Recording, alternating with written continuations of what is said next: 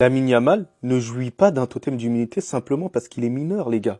Il y a un moment donné, il faut arrêter cette protection-là. Donc les gars, avant tout, n'hésitez pas à vous abonner sur ma chaîne YouTube. Bientôt, je sors le débrief du Barça face à Las Palmas. Parce que Lamine Yamal, il a le bénéfice d'être comparé à certains grands joueurs. Il est considéré comme l'un des tout meilleurs joueurs au monde. Et le fait d'avoir ce statut, t'as le positif, mais t'as aussi le négatif qui va derrière tout ça. Le fait que par moment, tu ne marques pas assez de buts par rapport à ton statut. Le fait que tu sois quand même un offensif. Alors certes, pour moi, il fait un match assez correct là aujourd'hui. Il délivre une passe décisive qui arrive à débloquer le match. Mais un match correct pour un joueur comme Lamine Yamal, avec le talent qu'il a, avec ce qu'il nous a habitués à faire, ce n'est pas suffisant. Au même titre qu'on a tendance à critiquer Vinicius, Mbappé, Mohamed Salah, etc., lui aussi, il a le droit de goûter un tout petit peu.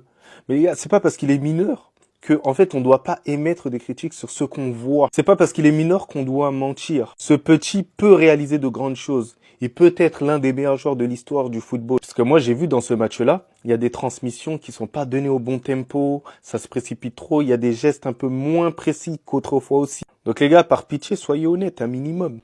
Parlons français. Le premier qui doit sortir, c'est Robert Lewandowski. Et non Firmine. Parce que depuis un certain temps, et je l'ai observé, Robert Lewandowski, dans cette attaque du FC Barcelone, il sert absolument à rien. Là, dites-moi ce qu'il a fait là aujourd'hui. Toutes les attaques du FC Barcelone étaient hyper prévisibles. Et ça a été énormément bloqué par Robert Lewandowski, qui n'est pas un attaquant hyper mobile. Et le problème, ça empêche Rafinha et Lamine Yamal de trouver des passes un peu plus subtiles, dans la profondeur à certains moments. Parce que c'est des courses que Robert Lewandowski n'est plus en capacité de faire au vu de son âge. Donc moi, j'aimerais bien que Hansi Flick ose mettre Dani Olmo en position de numéro 9 et mettre avec Firmine. Ça pourrait être intéressant à mon humble avis. Parce que dans tous les cas, ça changera rien au jeu de Dani Olmo qui viendra décrocher pour pouvoir s'enrouler et faire ses contrôles bizarres parce qu'il est super fort sur ça. Et ça permettrait à Firmine d'exploiter tout son potentiel d'attaquant. Parce que certes, à certains moments, il faisait la passe alors qu'il devrait frapper. Mais c'est l'un des seuls, à la première mi-temps, j'ai trouvé qu'il ramenait cette dangerosité dans la surface de réparation. Ce que Robert Lewandowski ne faisait pas. Alors que Firmine est un numéro 10.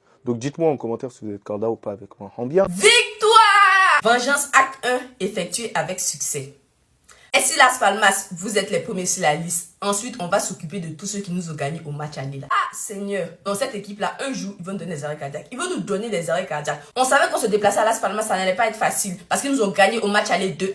Mais nous, on voulait prendre notre revanche. Aujourd'hui, on avait porté notre maillot noir. Quand on porte notre maillot noir, ça veut dire c'est ton funérail. C'est ton funérail, même si on joue chez toi, même si on joue au pôle Nord. Si on t'attrape, on te frappe correctement. Et en plus, avec la victoire de l'Atlético tout à l'heure, 3-0 face à Valence, il fallait qu'on gagne aujourd'hui pour reprendre notre place de leader, bien sûr. En attendant le match des céréales de Mamite demain. Mais le match n'était pas facile. Le match était difficile. D'abord, pour la compo, c'était un peu du classique. On avait Eric Garcia, Koubarsi, titulaire en défense centrale. Balde, Koundé était titulaire aussi. Au milieu, on avait le retour de Fermin. Casado aussi était titularisé. Pour laisser un peu Frenkie sur le banc parce que ces derniers matchs, Frenkie était beaucoup titulaire. Aux côtés de Pedri aussi. Maintenant, en attaque, ça change pas. Le trio Rafinha, Lewandowski, Yamal. Mais en première mi-temps, c'était difficile. C'était difficile parce que Las Palmas, comme je dis, c'est un bloc qui est très compact. Franchement, ils nous ont pas facilité la tâche. Et nos joueurs aussi, il y avait trop de déchets techniques dans leur jeu. Les simples passes, ils y arrivaient pas. En fait, il y avait pas d'espace. Franchement, Las Palmas, ils étaient bien regroupés. Mais en plus d'être regroupés, c'est une équipe qui joue aussi. C'est une équipe qui joue. Et franchement, en première mi-temps, face à son public, elle jouait de manière décomplexée. On dirait qu'ils étaient de jouer final. Pourtant, quand c'est face à d'autres équipes là, ils vont jouer bana. Mais pour nous là, ils se transforment. Bref, en première mi-temps, c'était pas facile. On entre au vestiaire avec le score de 0-0. Mais en deuxième mi-temps, ouais. Masterclass de Hansi Flick. Masterclass de Hansi Flick. Fermin est sorti, il a fait rentrer Olmo. Olmo, c'est vrai, tu es un joueur en vert. C'est vrai, tu te blesses, mais tu es fort. Tu es fort, il n'y a rien à dire. En fait, Olmo, c'est un joueur, il joue, il se blesse. Mais les matchs qu'il va effectuer juste après son retour de blessure, on peut lui donner le ballon d'or à cause de ça, tellement il est boosté. Franchement, c'est un game changer. C'est un game changer et quand il est rentré, purée, il est trop fort le gars. Dans les petits espaces, c'est son champ, c'est son travail. Il connaît. D'ailleurs, pour marquer le premier but, il a fait un enchaînement dans la surface, dans un petit carré comme ça, sur une magnifique passe de Lamine. Oh Seigneur, 1-0, il a mis boulet. Ensuite, le Shaq. J'ai dit Ferran Torres là, il va finir ballon d'or bientôt. Hein. Mbappé, faut te méfier. Oh Ferran, il me surprend. T'as dit le gars, il a le contrôle de base, tout le monde, ça peut te donner arrêt cardiaque. Mais il réussit toujours à marquer. Aujourd'hui encore, il a marqué le 2-0 et il nous a évité beaucoup de choses. Dans le temps additionnel, Las Palmas est en train de nous mettre la pression. C'était pas facile. Ils ont failli faire combine aussi pour donner un penalty façon alors qu'il y avait hors-jeu. On vous voit. Bonne opération en tout cas parce qu'on récupère les 3 points, on récupère la première place et en attendant les matchs des céréales de Mamite demain, on s'installe bien. Quel que soit les résultats, ça va rien changer parce que à la différence de but, on est devant 10K Barça. Vamos! Merci, le coaching payant aujourd'hui. J'aimerais juste savoir un truc. Qu'est-ce qu'il foutait sur le banc? Heureusement qu'il est rentré via le coaching d'Hansi Flick. 0-0, le Barça sur le point de choc totalement. Alors qu'il était très critiqué durant le match, Yamal qui arrive quand même à faire la différence sur cette passe, qui arrive à trouver Dani Olmo. Et alors lui, faut voir à quel point il est injouable dans la zone adverse. Crochet, barre, but. Littéralement, la pièce Matrix, le numéro 10 qui doit être titulaire indiscutable. Dès son entrée, on a vu la créativité qu'il a apportée, chose qu'on n'avait pas chez le Barça avant qu'il rentre. Dites-vous qu'on a assisté à ça durant le match. Autant Pedri faisait un match incroyable, ça arrive à nous déclencher ce centre de fou pour réussir à trouver Firmin. Là, dites-vous, il a eu le ballon. Et au lieu d'allumer les cages, il a essayé de faire la passe. À Lewandowski qui lui aussi, durant tout le match, nous a tenté des trucs de fou. À l'heure d'aujourd'hui, moi je sais plus comment vous arrivez à supporter ça. On va finir par titulariser Ferran Torres qui s'est montré beaucoup plus chirurgical que Lewandowski. Il reçoit le ballon en pleine surface, en hauteur, frappe demi-volée, il a allumé les cages. Le Barça s'en sort, résultat final, avec les 3 points, c'est le plus important. Mais attention pour la suite, avec une animation offensive qui commence de plus en plus à ralentir sur les derniers temps. Défensivement, la Baroque tient énormément sur ce fait, il n'y a rien à dire. Pedri toujours monstrueux, Dani Olmo, il va falloir beaucoup plus de temps de jeu. Le Barça s'en sort très très bien, retrouve la première place du classement. Plus de peur que de mal, mais attention pour la suite. On sait tous très bien que Flick, il suce personne. Est-ce que Ferran Torres va pas finir par passer devant Lewandowski? Parce que les gars, Lewandowski, c'est un mystère. L'année dernière, il était mauvais en première partie de saison. Il s'est réveillé en deuxième partie de saison, notamment son gros match face au Paris Saint-Germain ou bien face à Naples. Cette saison, il était bon en début de saison. Et encore, il était bon sur 3 mois. Et il ratait beaucoup malgré son nombre de buts. Si vous regardez mes débriefs, c'est ce que je dis à chaque fois. Mais pendant cette descente aux enfers du Barça en Liga où on a enchaîné je ne sais combien de matchs sans gagner, sans prendre de points, Lewandowski faisait partie des responsables car il n'était pas là et ratait trop. Ferran Torres c'est déjà plus de 10 buts, je crois il en a 11, sachant qu'il a été blessé pendant une grosse partie et qu'il n'était pas bon en première partie de saison avant sa blessure. Mais avec Ferran Torres ça rajoute beaucoup plus de mobilité, il est simplement beaucoup plus rapide. Et de toute façon, je m'en fais pas, si Flick doit faire des choix, il les fera. Tout comme Casado qui était très bon, mais il l'a remplacé par De Jong. Tout comme Araujo qui l'a prolongé, mais malgré ça, Eric Garcia est devant Araujo dans la hiérarchie. Tout comme Peña qui était très bon, il a fini par mettre Chesney, coaching gagnant. On perd plus de matchs en 2025.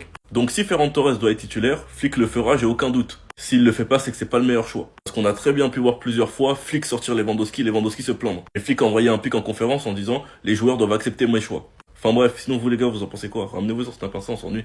Et c'est là que tu comprends que le football est complètement fou. Ils étaient au bord du gouffre, ils avaient des problèmes d'inscription, ils avaient même du mal à l'inscrire. Il a failli quitter le Barça.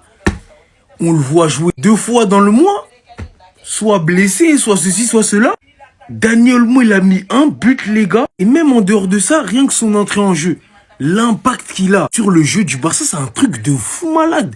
Il rentre, t'as l'impression que c'est plus la même équipe. Un magicien, ce mec, il transforme les choses. Je dis pas que le Barça, c'est pas juste en Dani Olmo, bien évidemment qu'ils savent le faire. Mais quand il rentre, il enjolive les choses.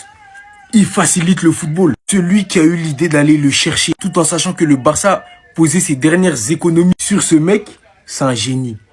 C'est un génie. Parce que Dani Olmo, le potentiel qu'il a, il est fou.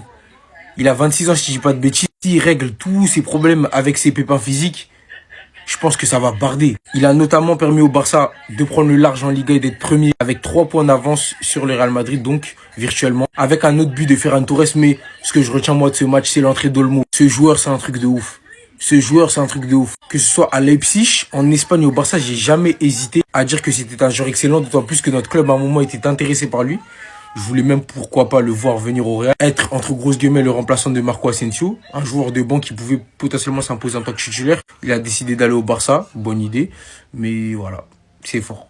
Restez sobre. Abonnez-vous, les gars, ça attrape. Waouh, victoire compliquée du Barça sur le terrain de Las Palmas. Las Palmas qui est une équipe qui nous connaît de mieux en mieux, qui connaît nos failles. Sur les 2 matchs qu'on a eu contre eux, ça a été à chaque fois compliqué. Aujourd'hui, les changements de ton coach te font gagner ce match-là parce que c'est un Barça qui a énormément de difficultés. Offensivement, les 3 de devant ne se trouvent pas en première mi-temps. Firmin également est en difficulté. Défensivement, ça reste positif. Koundé, Eric Garcia, Baldé et Koubarsi, ça va encore. Et le milieu arrive pas à se synchroniser forcément avec les attaquants de devant. Ça se trouve pas. Les passes ne sont pas bonnes. Même Lamine très en difficulté sur cette première mi-temps. Mais voilà, Hansi Flick, il a le flair, il a la tact. Il te change directement ce qui ne va pas. Et voilà la différence. Olmo rentre et Olmo change complètement ce match-là. Maintenant, on le sait tous. S'il n'y a pas ce résultat à la fin, tu viens, tu tapes sur la table. Parce que ça fait quand même 2 matchs. Je vais pas tirer l'alarme. Mais au bout du 3e match, si on a exactement les mêmes entames de match, à un moment donné, je me poserai des questions.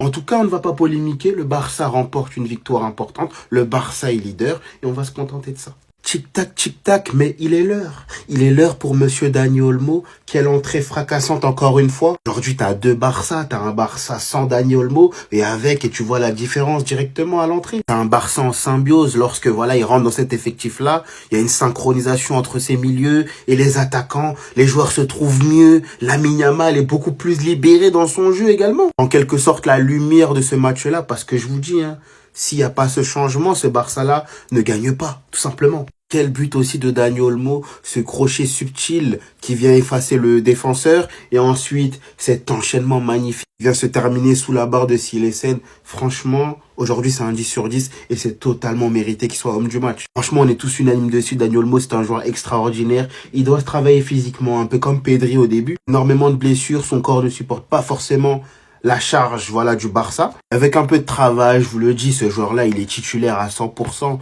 Les joueurs des grands matchs, joueurs des grands rendez-vous. On en aura besoin d'un Dani, surtout dans les gros matchs qui vont arriver en LDC. En tout cas, aujourd'hui, je dis oui, c'est un 10 sur 10 pour Dani Olmo.